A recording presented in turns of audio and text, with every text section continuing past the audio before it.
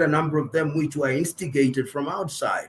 Look at the first, what one may describe as the first coup in 1961, barely 9 months after the Democratic Republic of Congo regained her independence. Patrice Emery Lumumba was removed from power and assassinated. And remember that Patrice Emery had actually invited the UN, and he was done in by the Belgians and the Americans.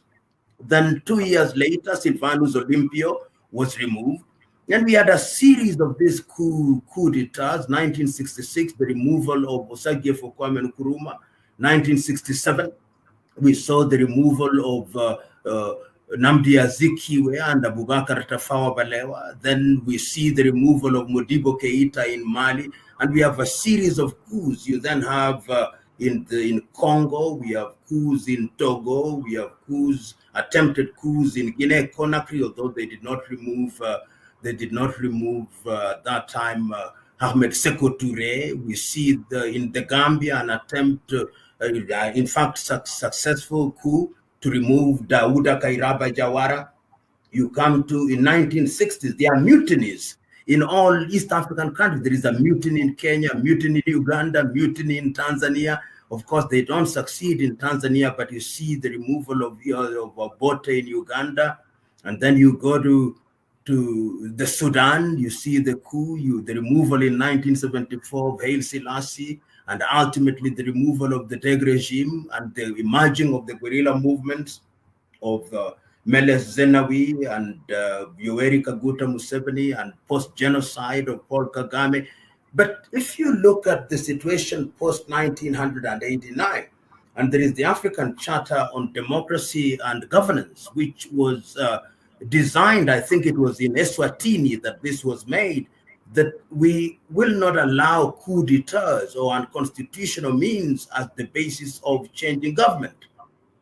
But there is a sense in which the leaders that emerged post-Berlin Wall, post-1989, some of them started misconducting themselves. And let's go to the Arab Spring.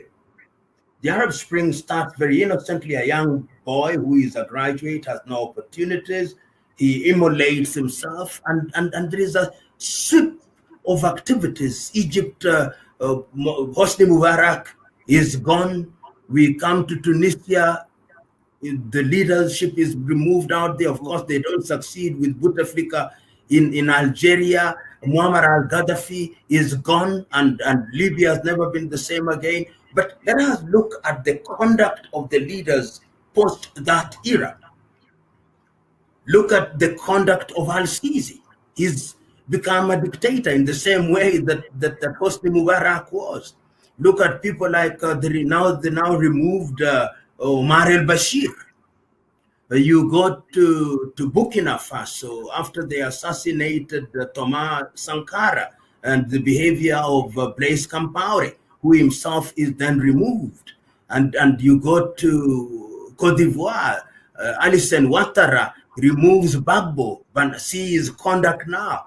And you go to Guinea-Conakry and the conduct of Alpha Conde, and go to Guinea, rather to Gabon, the conduct of Bongo Ondimba. You go to Equatorial Guinea, you see how the Ngwemas are behaving.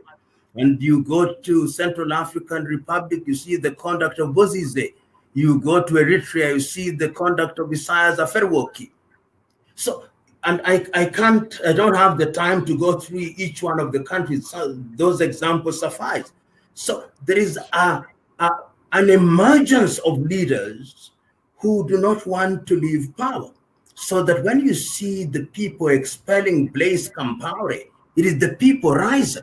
When you see the people removing Abubakar Keita, they were in the streets for 1 month. So what the soldiers did is to run away from Keita and to join the people. That's why I don't call it a coup d'etat. You go to Zimbabwe, the people had risen against Mugabe, and the soldiers simply came and concluded the thing. So this is happening because we have this emerging crop of leaders, and there are quite a number of them. I've already mentioned people like Ondimba, If you go to nursing the Eyadema, Fore Eyadema in Togo, or I've already mentioned the Alpha Conde, Alison Ouattara, and that kind of leaders, then you've got the people rise. And I think I love the opening words of the American Declaration of Independence, which I'll repeat only a portion of it, that we hold these truths to be self-evident, that all men are created equal, that they are endowed by their creator with certain unalienable rights, that among these are life, liberty, and the pursuit of happiness. And it's for this reason that governments are instituted amongst men, deriving their just power from the people. And if they don't use that power properly, it is the duty of the people to overthrow such a government and to institute another one. So the right of the people to change a government is always there. And there is this assumption, I don't support coup d'etats. I believe that soldiers belong to the barracks. But soldiers are also citizens. And to expect that they are going to be neutral, even when pain is being visited against the people, is to delude oneself. So if you want soldiers to remain in the barracks, the civilians must conduct themselves. And there is a history of soldiers who have saved their countries. Ask the Ghanaians.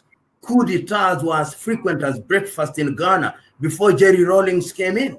In Nigeria, coup d'etats were as frequent as breakfast before Olusegun Obasanjo came in and stabilized. In Rwanda, before the advent of Paul Kagame and the RPF, it was the same thing. In Uganda, you